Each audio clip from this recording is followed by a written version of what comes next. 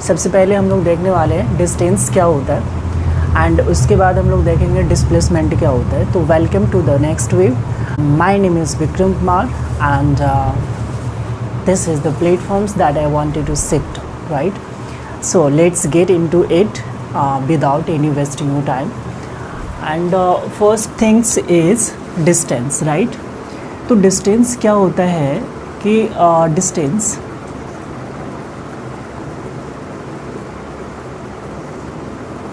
ये कुछ और नहीं, ये कहता है length of actual path covered by any body. किसी भी ऑब्जेक्ट के द्वारा उसके एक्चुअल पथ की जो लेंथ होता है उसी लेंथ को हम लोग कहते हैं डिस्टेंस कहते हैं, ठीक है?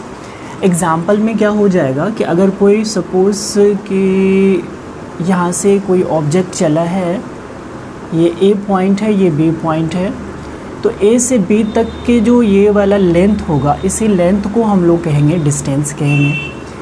अगर हम इसको सेमी सर्कल मान लेते कुछ समय के लिए, इसका रेडियस मान लेते हैं r1 है, ये भी इसका रेडियस r2 है, ठीक है? इस पॉइंट को P मान लेते हैं, दोनों सेमी सर्कल हैं। तो A से P तक का अगर हमें डिस्टेंस निकालना रहेगा तो उसके लिए हमें क्या करना पड़ेगा कि अगर सेमी सर्कल है तो इसका आधा करना पड़ेगा टोटल सर्कमफेरेंस का। अगर इसको करें तो कुछ एक सर्कल बनेगा तो यहाँ पे इसका डिस्टेंस हो जाएगा 2πr के बराबर। लेकिन ये आधा सर्कल है इसीलिए डिस्टेंस कितना हो जाएगा, तो πr1 के बराबर हो जाएगा। तो डिस्टेंस फ्रॉम कहाँ से कहाँ तक, तो A से P तक जो हो जाएगा डिस्टेंस वो हो जाएगा 2πr1 और डिवाइडेड बाई 2, जो कि सेमी सर्कल है तो ये दोनों कैंसिल होगा, मतलब हो जाएगा πr1 हो जाएगा।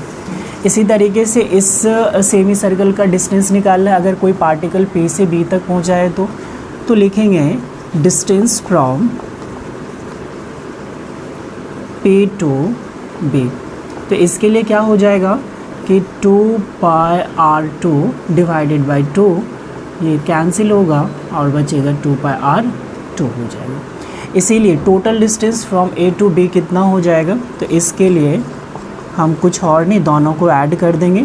तो total distance is equal to हो जाएगा AP प्लस PB, मतलब πr1 plus πr2, pi common आ जाएगा तो इसको लिखेंगे r1 प्लस r2 हो जाएगा। तो ये इसका एक्चुअल पथ की जो लेंथ है ना, इसी लेंथ को हम लोग बोलेंगे डिस्टेंस बोलेंगे। और डिस्टेंस का वैल्यू कितना आएगा, pi into r1 plus r2 आएगा, डिस्टेंस आएगा।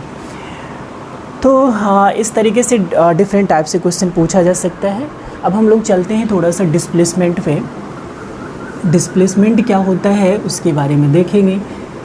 अच्छा, डिस्टेंस में क्या हो गया कि जैसे डिस्टेंस होता है तो डिस्टेंस एक स्केलर क्वांटिटी होता है, ये डायरेक्शन पे डिपेंड नहीं करता है और इसका ऐसा यूनिट जो हो जाएगा वो मीटर हो जाएगा। तो इसमें कोई बड़ी वाली बात नहीं है, तो इसमें बस इतना चीज़ याद रखना है, बाद बाकी सारे क्वेश्चन बनेगा। नेक्स्ट है डिस्प्लेसमेंट।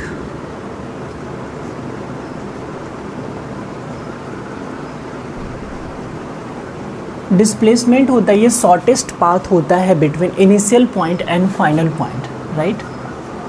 ये शॉर्टेस्ट पाथ हो जाएगा, shortest path between initial and final point. Initial और फाइनल पॉइंट के बीच का जो सबसे शॉर्टेस्ट पाथ होगा उसी को हम लोग बोलेंगे डिस्प्लेसमेंट बोलेंगे। फॉर एग्ज़ाम्पल, यहाँ से एक ऑब्जेक्ट इस रास्ते पे गया है, चलो भाई ठीक है, A से B तक गया है, इसका रेडियस मान लेते हैं ये r1 है और ये जो लेंथ होगा इसको तो हम लोग कहते हैं डिस्टेंस कहते हैं, ये तो हम लोग ऑलरेडी पढ़ चुके हैं, इसको डिस्टेंस कहेंगे। और डिस्टेंस हो कितना जाएगा, तो ये हो जाएगा πr1 हो जाएगा। लेकिन according to definition of displacement ये कहता है कि shortest path between initial and final point.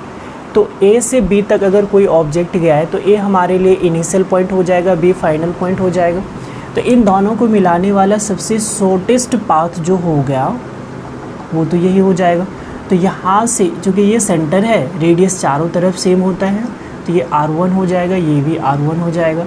तो टोटल डिस्प्लेसमेंट कितना हो जाएगा इसका, यानी कि displacement from A to B, ये कुछ और नहीं R1 प्लस R2 हो जाएगा। तो डिस्टेंस एंड डिस्प्लेसमेंट में क्या अंतर है कि डिस्टेंस एक वेक्टर क्वांटिटी हो जाता है और इसका ऐसा यूनिट भी मीटर ही होता है। जैसे डिस्टेंस का ऐसा यूनिट मीटर होता है तो डिस्प्लेसमेंट का भी यूनिट हो जाएगा मीटर हो जाएगा। लेकिन दोनों में मेजर फ़र्क क्या है कि डिस्टेंस एक स्केलर क्वांटिटी होता है और डिस्प्लेसमेंट एक वेक्टर क्वांटिटी होता है। ये डिस्प्लेसमेंट पॉजिटिव, नेगेटिव और जीरो तीनों हो सकता है, लेकिन डिस्टेंस हमेशा पॉजिटिव होगा। तो इस तरीके से आप उसे कैलकुलेट कर सकते हो। नेक्स्ट क्या है कि अगर हम कहें कि कोई यानी कि सीधा रास्ता है और हम कह सकते हैं कि स्ट्रेट पाथ है, तो स्ट्रेट पाथ के केस में क्या हो जाएगा कि डिस्टेंस और डिस्प्लेसमेंट आपस में सेम हो जाएगा। एक पाथ तो इस तरीके से हो गया। यहाँ पे क्या हो रहा है, अगर कोई कर्व पाथ है तो डिस्टेंस और डिस्प्लेसमेंट में क्या रिलेशन आ जाएगा, तो डिस्टेंस तो यहाँ पे ग्रेटर देन हो जाएगा डिस्प्लेसमेंट से। तो इस केस में लिखेंगे डिस्टेंस ग्रेटर देन डिस्प्लेसमेंट। लेकिन अगर हम कहें कि यहाँ से एक स्ट्रेट लाइन है, ठीक है, ये ए से बी तक स्ट्रेट लाइन है, तो स्ट्रेट लाइन के केस में क्या हो जाएगा, डिस्टेंस और डिस्प्लेसमेंट आपस में इक्वल हो जाएगा। तो इसको लिखेंगे distance is equal to displacement, ठीक है। लेकिन ऐसा कोई भी ऐसा कंडीशन नहीं आएगा जहाँ पे डिस्प्लेसमेंट बड़ा हो जाएगा डिस्टेंस से, ठीक है। तो यही दो एक रिलेशन होता है, या तो ये डिस्टेंस डिस्प्लेसमेंट से ग्रेटर देन होगा या दोनों आपस में इक्वल हो जाएगा। तो इन्हीं दोनों को कंबाइंड करके कैसे लिखते हैं कि डिस्टेंस या तो ग्रेटर देन होगा या इक्वल होगा, तो इसी को पढ़ेंगे distance greater than equal to displacement, ठीक है। और अगर इसको रेशियो के रूप में लिखें तो कितना हो जाएगा, डिस्टेंस बाय डिस्प्लेसमेंट, और ये ग्रेटर देन इक्वल टू 1 हो जाएगा। ये क्वेश्चन कई बार पूछा जाता है, तो इसको याद रखना है। इसका वैल्यू या तो 1 के बराबर होगा। 1 के बराबर कब होगा, जब वो दोनों स्ट्रेट पाथ पे, यानी कि जब स्ट्रेट लाइन रहेगा तो उस केस में डिस्टेंस और डिस्प्लेसमेंट आपस में इक्वल हो जाएगा, इसीलिए दोनों का रेशियो 1 के बराबर हो जाएगा। बट अगर यहाँ पे कोई कर्व पाथ है तो कर्व पाथ के केस में क्या हो जाएगा, डिस्टेंस ग्रेटर देन हो जाएगा डिस्प्लेसमेंट से, तो डिस्टेंस बाय डिस्प्लेसमेंट वो ग्रेटर देन 1 हो जाएगा। और इन्हीं दोनों को कंबाइंड करके यहाँ पे क्या कर सकते हैं कि या तो डिस्टेंस डिस्प्लेसमेंट के बराबर होगा या डिस्टेंस ग्रेटर देन हो जाएगा डिस्प्लेसमेंट का। तो ये दोनों पॉसिबल है और इसी दोनों को कंबाइंड करके लिखते हैं distance greater than equal to displacement. तो ये जो है बस ये रिलेशन होता है दोनों के बीच में। अब अगर क्वेश्चन पूछा जाए कि हमें डिस्प्लेसमेंट निकालना है, अगर कोई पार्टिकल जो है एक सर्कुलर पार्क में रोटेट कर रहा है, मान लेते एक कोई पर्सन ही है, मान लेते हैं कोई पर्सन है जिसका रेडियस r है और इसको ना 4 इक्वल पार्ट में डिवाइड कर दिए हैं। ये रास्ता नहीं है, ये सेंट्रल पॉइंट को मिलाने वाला डॉटेड लाइन है। इसको A पॉइंट मान लेते, इसको B, और ये C और ये D हो जाएगा। तो अगर कहेगा कि कोई ऑब्जेक्ट A से B पर गया है तो डिस्टेंस बताना है कितना होगा, और जब A से B पर गया है तो डिस्प्लेसमेंट कितना होगा वो हमें बताना है। तो पहले हम क्या करेंगे, डिस्टेंस निकाल लेंगे। तो डिस्टेंस क्या हो जाएगा, चूँकि एक बार कंप्लीट चक्कर लगाएगा तो वो टोटल डिस्टेंस हो जाएगा 2πr के बराबर। लेकिन ये 1/4 यानी 1 क्वाड्रेंट ये कवर किया है, तो इसीलिए इसको 4 से डिवाइड कर देंगे तो ये डिस्टेंस निकल जाएगा कहाँ से कहाँ तक, तो A से B तक निकल जाएगा। तो डिस्टेंस फ्रॉम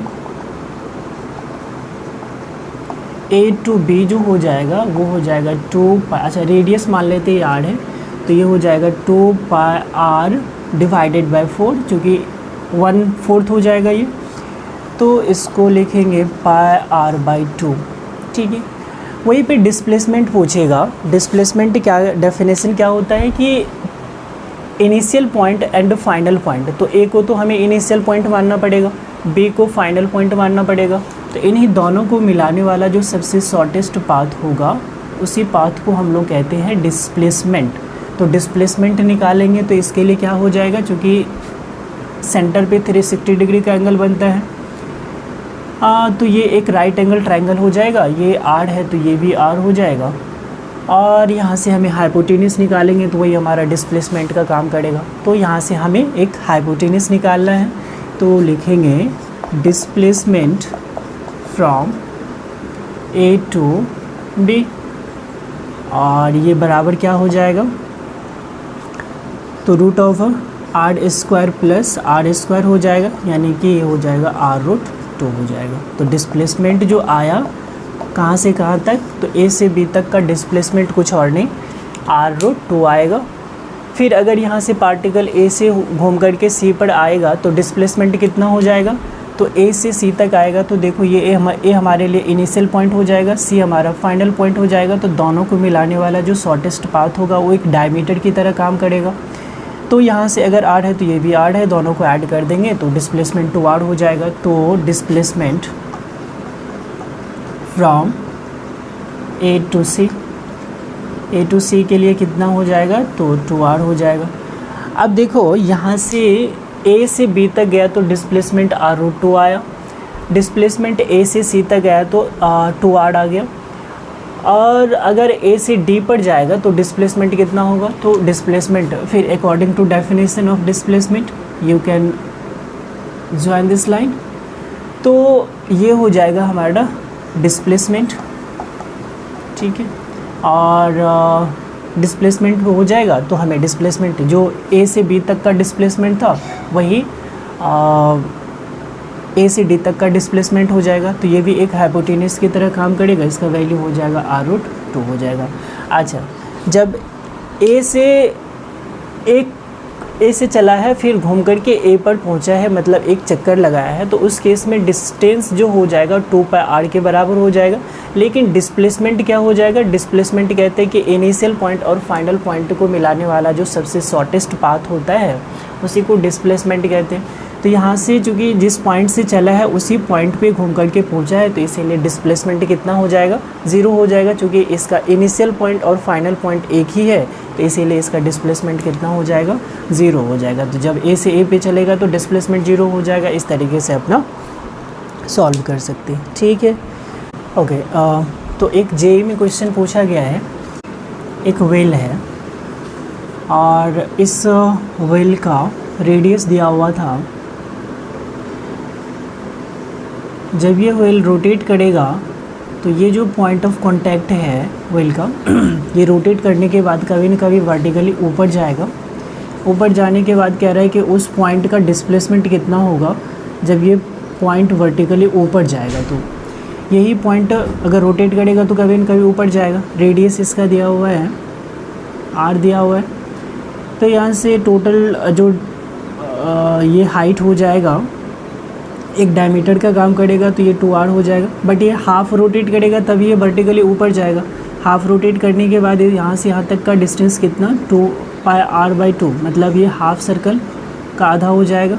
सॉरी, यानी कि ये हाफ रोटेट करेगा, तो हाफ रोटेट करेगा तो πr हो जाएगा।